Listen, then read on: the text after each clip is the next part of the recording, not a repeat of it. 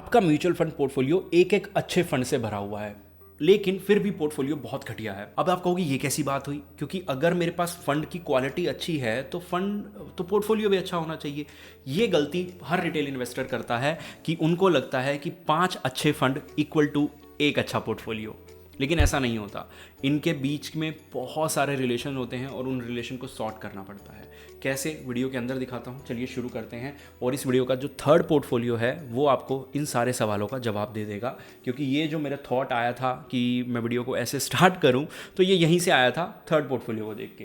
तो वीडियो को स्टार्ट करते हैं। और यहाँ पे इन्होंने बोला है कि I am your new subscriber से अमाउंट 25,000 JM मिड कैप। अब यहाँ पे मैं आपको बता दूं कि बहुत प्रॉब्लम है इसके अंदर, बहुत ज़्यादा प्रॉब्लम है। ठीक है, इन प्रॉब्लम्स को हम आगे डिस्कस करेंगे। अब यहाँ पे कोर पे डिपेंडेंसी बहुत ज़्यादा है। ठीक है, फोमो वाली चीज़ बहुत ज़्यादा है, और भी गलतियाँ हैं यहाँ पे जो हम सिंपल चीज़ें करके कर सकते थे, फैंसी चीज़ों में जाके रिटर्न ख़राब करने वाली बात है। तो नॉर्मली अगर हम ये बात करें कि हम 20% जनरेट कर सकते हैं, तो हम वहीं पे 12% 15% भी मुश्किल से कर पाएंगे इस माइंडसेट के साथ। और अब आगे अगर मैं जाऊँ तो ये बहुत अच्छा कमेंट मुझे देखने को मिला, क्योंकि ये comment, it is difficult to find a good mutual fund and continue with it. बहुत अच्छी बात है कि हाँ, बहुत मुश्किल है, but it's very very difficult to find a good and honest advisor fulfilling end to end requirement of individual investor. मैं कह रहा हूँ, आप तो इतने इन्वेस्टर्स, मतलब इतने एडवाइजर्स को, इतने डिस्ट्रीब्यूटर्स को जानते भी नहीं होंगे जितने को मैं जानता हूँ। और अगर मैं उसमें से छांटने बैठूँ ना, ठीक है, कि कौन अच्छा है कौन बुरा है, तो बहुत रेयर मिल के आएंगे जो अच्छे हैं। और ये प्रॉब्लम मतलब रिटेल इन्वेस्टर को फेस करनी पड़ती है कि उनके लिए क्या अच्छा है क्या बुरा, ये सिलेक्ट करना बहुत डिफिकल्ट हो जाता है। लेकिन प्रॉब्लम पता है क्या है? ये प्रॉब्लम सिर्फ हमें फाइनेंशियल इंडस्ट्री में नहीं है। ठीक है, आप कुछ भी करने चले जाओ, आप जिम जा रहे हो, ठीक है, अब मुझे नहीं पता आपके शहर की कहानी, हमारे यहाँ तो अगर मैं किसी मतलब फिटनेस ट्रेनर को हायर करने जाऊँ तो भाई नहीं मिलेगा। पैसे इतने हाई हैं, ठीक है, 6-8 हज़ार आप ले रहे हो महीने के, चलता है, लेकिन स्टिल उनकी एजुकेशन लेवल कुछ नहीं है। बस मतलब एक ही थॉट प्रोसेस पे काम करना है, बस जितना ज़्यादा हो सके वेट उठा लो, बात ख़त्म हो जाएगी, आप ट्रेनर बन गए। ऐसे नहीं होता। सेम चीज़ आगे आप किसी भी चीज़ में चले जाओ, आप इंटीरियर डिज़ाइनर्स के पास चले जाओ, या बहुत सारी ऐसी इंडस्ट्रीज, मतलब किसी भी इंडस्ट्री में अगर हम किसी भी प्रोफेशनल को उठाएंगे तो प्रोफेशनल उठाना आज के टाइम पे आसान नहीं रह गया। इसका फाइनेंस से या किसी चीज़ से कोई लेना देना नहीं है। ठीक है, इसका सिर्फ और सिर्फ लेना है ऑनेस्टी से, कि ऑनेस्ट एडवाइज़र आपको कैसे पता लगेगा। तो मैं कोशिश करूँगा कि आने वाले समय में हम एक सीरीज़ बना पाएँ जिसमें मैं आपको इस चीज़ में हेल्प कर पाऊँ, क्योंकि म्यूचुअल फंड में तो मैं हेल्प करता ही हूँ। आगे हम ये चीज़ मैं आपको हेल्प कर पाएँ कि एक ऑनेस्ट एडवाइज़र, ऑनेस्ट डिस्ट्रीब्यूटर कैसे ढूंढा जाए। और अगर आपको लगता है कि ये क्वेश्चन आप मुझसे पर्सनली पूछेंगे और मैं ईमानदारी से जवाब दूंगा, तो नंबर स्क्रीन पे है, इस नंबर पे व्हाट्सएप कीजिए, हम बात करेंगे। मैं आपको इस चीज़ का जवाब पहले दूंगा कि ऑनेस्टी कैसे पता करते हैं। और अगर आपको, कुछ लोगों को तो बात करके, मेरे ख्याल से हमें बात करके थोड़ा बहुत तो आइडिया लग जाता है कि सामने वाला ऑनेस्ट है या कैसा इंसान है।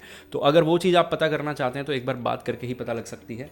अब इस पोर्टफोलियो को देखते हैं, बिल्कुल परफेक्ट पोर्टफोलियो है। तो यहाँ पे 2 फंड ऐसे हैं, 2 स्मॉल कैप है, ये one of the perfect portfolio है। मिड कैप का एक्सपोजर थोड़ा सा कम है, लेकिन 5,000 है, कोई दिक्कत नहीं है। अब मुझे 1 साल हो गया SIP करते हुए, देखकर मैं SIP स्टार्ट करा हूँ। अब ये चीज़ मेरे ऊपर ना बहुत बड़ी जिम्मेदारी डाल देती है। मुझे नहीं पता आपकी एज, अगर आप अभी यंग हो और आपने मेरी वीडियो देख के स्टार्ट किया है, तो मैं क्वालिटी पे तो जाना ही नहीं चाहूँगा। मैं इस बात में प्राउड फील करना चाहूँगा कि आपने मुझ पे इतना ट्रस्ट दिखाया कि जो मैं बोल रहा हूँ आप उस पर अपने पैसे को लेकर ट्रस्ट कर सकते हैं, बहुत बड़ी बात है। लेकिन हाँ, पोर्टफोलियो अच्छा है, कोई दिक्कत नहीं है, स्टार्टिंग फेज़ है, अभी ज़्यादा टेंशन लेने की ज़रूरत नहीं है। ठीक है, मेरे पास SIP एक लास्ट ईयर से नेगेटिव फंड है, अप्रोक्स 8% SIP कंटिन्यू रखूँ या शिफ्ट कर दूँ दूसरे। अच्छा, ये मोतीलाल ओसवाल मिड कैप वाली वीडियो पे कमेंट आया था। देखो यहाँ पे ना ये चीज़, अब मैं हाँ या ना का जवाब नहीं दूंगा, मैं आपको ये बोलूँगा क्लासिक रिटेल इन्वेस्टर मिस्टेक, जहाँ पे इन्वेस्टर अपना काम खराब करता है क्योंकि पैनिक कर जाता है, नेगेटिव नहीं देखना चाहता है, यूनिट सस्ती मिल रही हैं वो नहीं चाहिए, तो पास्ट के रिटर्न नहीं देखने हैं, पास्ट का 11 में से 8 साल कैटेगरी एवरेज को बीट करना नहीं देखना है, सिर्फ और सिर्फ देखना है लास्ट 1 ईयर का, और वो भी अपने पोर्टफोलियो में क्या मिला, बात खत्म। तो ये चीज़ ना करें तो बेटर रहेगा। अब यहाँ पे सारी मिस्टेक मुझे लगता है इस पे वीडियो ख़त्म हो जाएगी, और जो इसमें आप सीखने वाले हो कहीं नहीं सीखने वाले। One of the best portfolio है सीखने के लिए, लेकिन अच्छा नहीं है। मतलब जिनका है उनके लिए ये अच्छा नहीं है, लेकिन हम लोगों के लिए बहुत अच्छा है, क्योंकि सीखने को बहुत कुछ मिलेगा। सबसे पहले मैं हमेशा बात करता हूँ कोर और सैटेलाइट, और अगर जिसको मेरी राइटिंग समझना आए तो आई एम सॉरी, मैं बोल रहा हूँ साथ साथ, उस पर थोड़ा ज़्यादा ध्यान दें फिर। अब कोर के नाम पे इनके पास कितना है, सबसे पहले अमाउंट की बात करते हैं 5000, उसके बाद 10000 इनका है सैटेलाइट में। ये पोर्शन थोड़ा सा हायर एंड पे हो गया कि 33% इधर, 66% इधर, लेकिन इसमें माफ़ी मिल सकती है। क्यों? क्योंकि 7% अगर इधर ऐड हो जाए और 6% इधर माइनस हो जाए तो एक परफेक्ट बैलेंस बन सकता है। और ये मैं नहीं कह रहा, ये किताबें कहती हैं, बड़े बड़े एक्सपर्ट्स बोलते हैं, हम तो उनसे सीखते आए हैं, है ना। तो अगर मैं किसी भी किताब को उठाऊं और किसी भी आइडियल पोर्टफोलियो को उठाऊं, तो एक एग्रेसिव से एग्रेसिव पोर्टफोलियो ये रेशो मांगता है, इससे कम गलती मानी जाती है। तो ये मिस्टेक कर रखी है, लेकिन उतनी बड़ी नहीं है। क्यों? क्योंकि ये भी तो देखा जाएगा ना कि आप कितने परसेंट से गलती कर रहे हैं। तो यहाँ 6-7% से आप गलती कर रहे हैं, लेकिन एक गलती, ठीक है चलो, इस गलती को हमने माफ़ कर दिया। उसके बाद अब एक चीज़ और देखो, पहले क्वालिटी भी देखते हैं। जो मैंने वीडियो के शुरू में बोला था, क्वालिटी बहुत अच्छी है। Parag Parikh one of the best fund है यार, वन ऑफ द बेस्ट बोलूँगा, बेस्ट नहीं है फ्लेक्सी कैप कैटेगरी में। Motilal Oswal mid cap one of the best है, HDFC one of the best है, Edelweiss mid cap one of the best है, Bandhan, Nippon, सबके लिए वन ऑफ द बेस्ट है ये अपनी कैटेगरी में। लेकिन प्रॉब्लम क्या है, सबसे पहले कोर पे 33% की डिपेंडेंसी एक ही फंड के ऊपर है। ये बहुत बड़ी मिस्टेक है। फंड की क्वालिटी यहाँ कुछ नहीं करेगी जब ये फंड रिटर्न नहीं देगा। अगर कहीं पे भी, एक एग्जांपल के लिए, अगर कहीं पे भी जो हम इसको बोलते हैं कि ये गिरती मार्केट में हमें बहुत अच्छा सपोर्ट करता है, या हम लेते ही कोर पोर्टफोलियो में ऐसे फंड्स क्यों हैं, ताकि स्टेबिलिटी प्रोवाइड हो।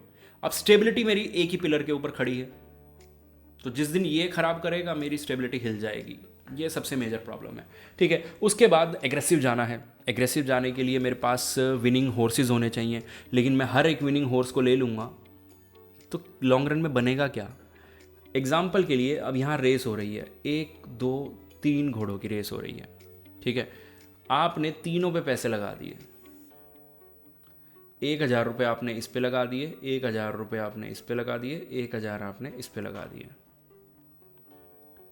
अब जीतने वाले को मिलेंगे 2000 रुपये, सेकेंड प्लेस वाले को और थर्ड प्लेस वाले को।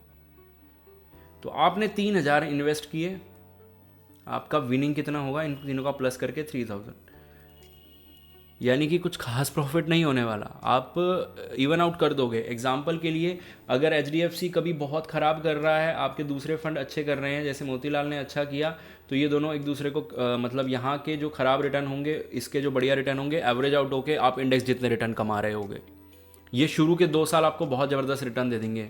2 साल भी मैंने ज़्यादा बोल रहा हूँ, लेकिन आप मान के चलो 2 साल ही आपको ज़्यादा रिटर्न दे देंगे, लेकिन फिर उसके बाद कहीं ना कहीं स्लो डाउन आएगा और ये चीज़ साइकिल में चलेगी, बेकार हो जाएगा हिसाब किताब। उसके बाद ये दो हाँ, मिड कैप एक स्मॉल कैप का कॉम्बिनेशन रख सकते हो, लेकिन एक अच्छा पोर्टफोलियो ये होगा कि यहाँ पे एक मिड कैप को हटा के एक कोर पोर्टफोलियो ऐड किया जाए और बैलेंस आउट अच्छे से किया जाए। जो गलतियाँ हैं मैं बता चुका हूँ।